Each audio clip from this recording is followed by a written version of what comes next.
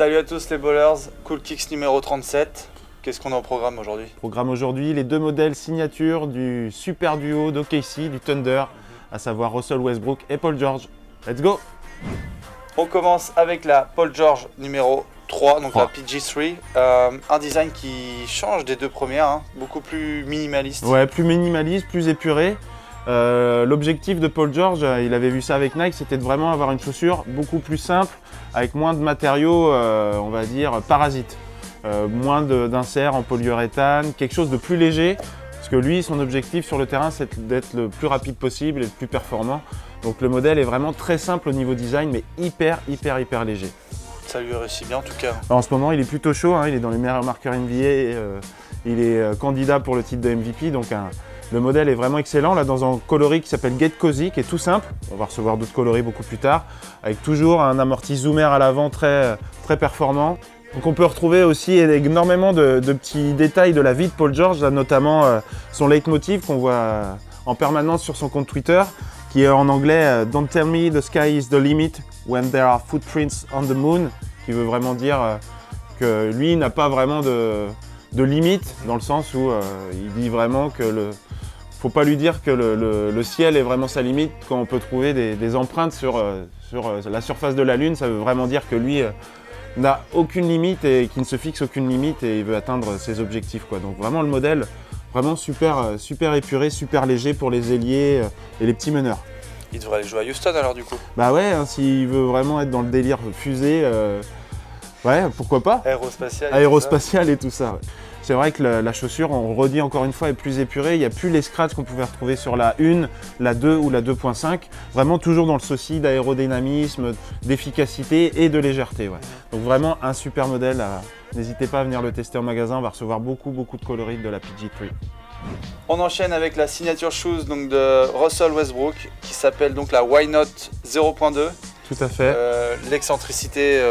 C'est le maître mot de Russell Westbrook, hein, toujours le côté fashion, fashion week de Russell Westbrook. La chaussure est vraiment dingue, le design est complètement dingue.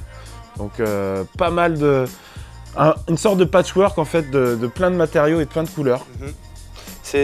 Alors la prise en main est. Quand on touche les matériaux, c'est vrai que c'est assez déstabilisant. On n'est pas habitué à.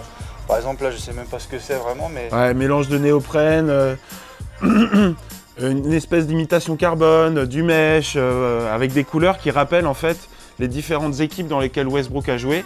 Son lycée à Lusinger, OKC, Team USA, UCLA, sa fac. Donc pas mal d'éléments et de rappels de l'histoire de joueurs de Russell Westbrook. C'est pour ça que le modèle s'appelle la Future, forcément toujours dans le futur, History pour rappeler un peu ce que Westbrook a vécu via le basketball et vraiment au niveau design elle est dingue.